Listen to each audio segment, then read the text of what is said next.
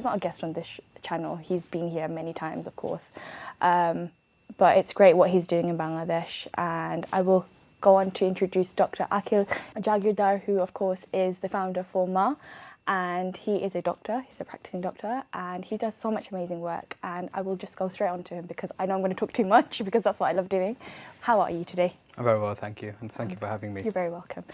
So, of course, I've got so much to say. How's 2025 been for you so far? It's been 1 week in. Yeah, it's been a bit crazy. I think 2024 was definitely an inflection point with the work we're doing, and there were so many changes going on. Especially with the recent changes in Bangladesh and around the world and everything. So it has been a hectic year and looking forward to 2025 and what it brings. Inshallah, inshallah. I will touch upon 2024. I mean, we're only 1 week in and there's so much to reflect on, right? Yeah. I think for me first, you are a doctor, of course, and I understand you founded Ma, which is a maternal charity, maternal care charity. So can you tell me a little bit about that? Sure. I'm a practicing doctor, Yes. trained to be a GP, but my mission is to revolutionize global maternal health. I've been working in this field for the last 10 years.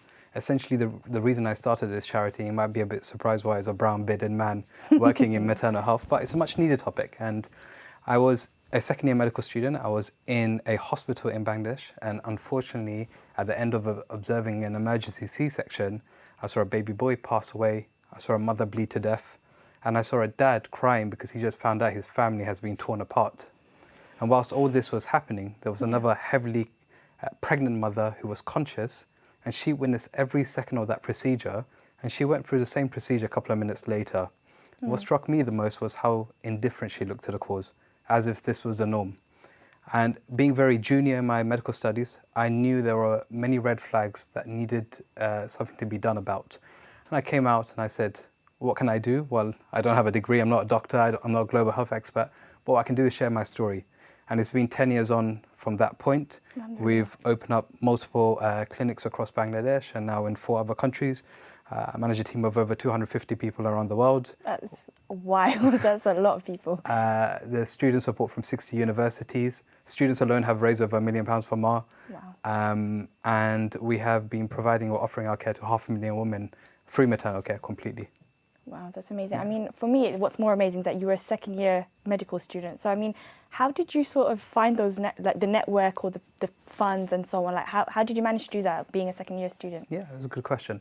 I think how it starts off is you connect with your peers. Yes. And I had a very good friends group, and I went and I shared my story. And they said, okay, Aqil, if this is the truth, we want to see a part of this.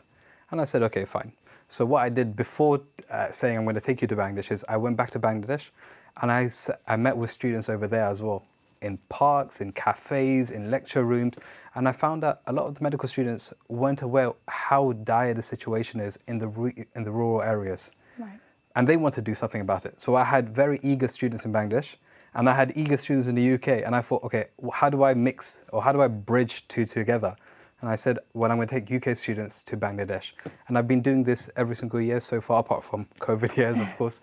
And I've taken over 100 people, 100 students to Bangladesh. It's a 2 weeks accelerator program, I call it, a global health leadership program, where they get to see the maternal health status in Bangladesh. They talk to key stakeholders, and they work with Ma on the ground with the Bangladesh team to provide this much needed care. And I like to say this isn't voluntarism because the work that we provide, I made sure that it is 100% grassroots. So I have teams in Bangladesh, students, doctors, all the way up, who are providing this care. So if anything, the UK team come in, they tag with the Bangladesh team, and they see the work that happens on the ground every single day. And it is phenomenal because these individuals then come back and they have a different fire. They either go in very high positions in the charity or they go and start their own stuff up. And it's lovely to see. It's inspiring because you get that experience, you're on the field and you're seeing different things. And I think it's those life experiences that sort of shape the future experiences for all of us, really.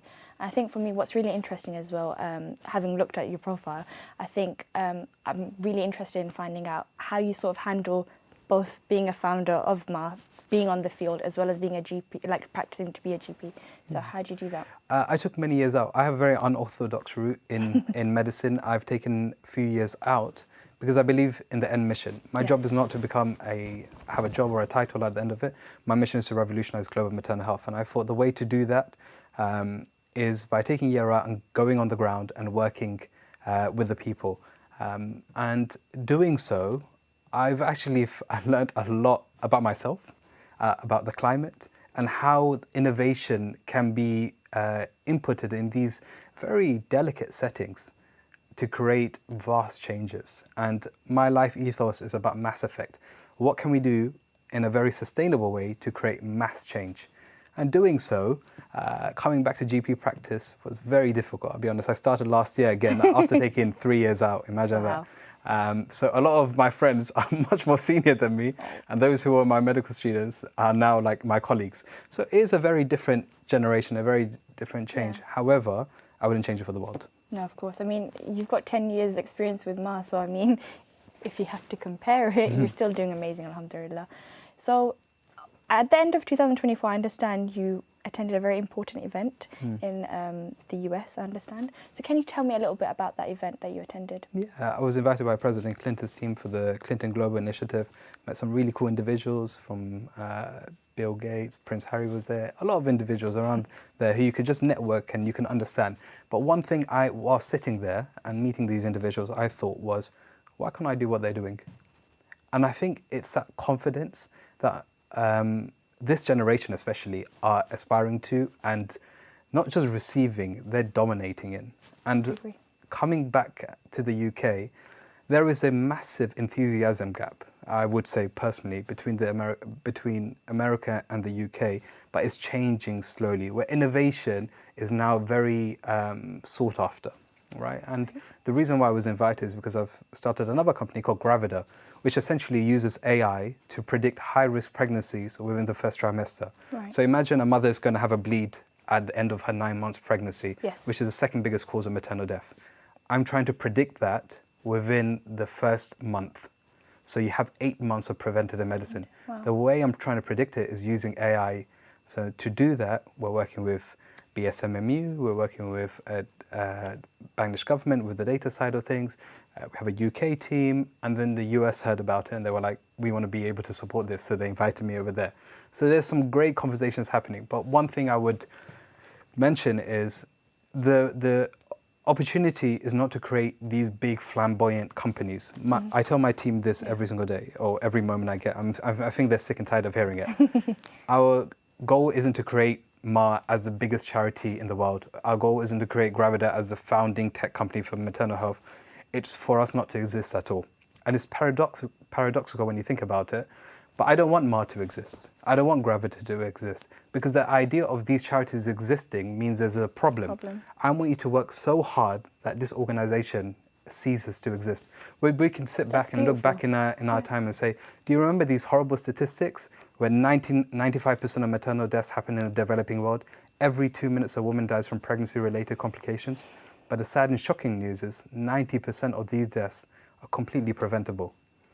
I want to sit down one day, hopefully in the future, with yourself in the Saturday show and say, Inshallah. do you remember these statistics? They don't exist anymore. But that's the goal. I mean, now I'm taken aback now. I don't know what to say. I think mothers, or families rather, I know my mother was in a situation where something like that would have prevented a lot happening maybe at the time. So I think that will really help, of course, the maternal sort of health field. And of course, just mothers, or just generally knowing that we're a bit more safer when women are pregnant, really. But looking forward, of course, to 2025, because you're going to, of course, launch really soon, aren't you? Yeah. Okay. So what's it looking like for AI in general, like just in healthcare? It's a good question again. So AI has been, my theory is increasing the health gap between the rich and poor. Okay. And it's a controversial thought, but the reason being is because the infrastructure for AI are dominated in urban, rich Western countries. And so AI is being poured into there. Right. Whereas the resource limited settings do not have the infrastructure for AI, so they're lagging behind. So what you're essentially doing is creating a bigger and bigger health gap. Yeah. So and if anything, there is a massive white space for health innovation in resource limited settings. Now, if you can create that infrastructure in those areas, you can do some great mass effect. And that's the idea, to do AI in resource limited settings. Okay, inshallah. That sounds amazing. And finally, another question for you would be, what's Other than, of course, the work side of things, or just not even work, just a passion that you have, what else are you looking forward to in 2025? That's a good question. Putting you on the spot, haven't I? Yeah, I'm subtracting to amplify. What do you mean? So this is the advice. So through MAR, because we have so many different generations in it, we have those from like the teens, then we have 20 to 30, 30 to 40s, and you have so on and so forth.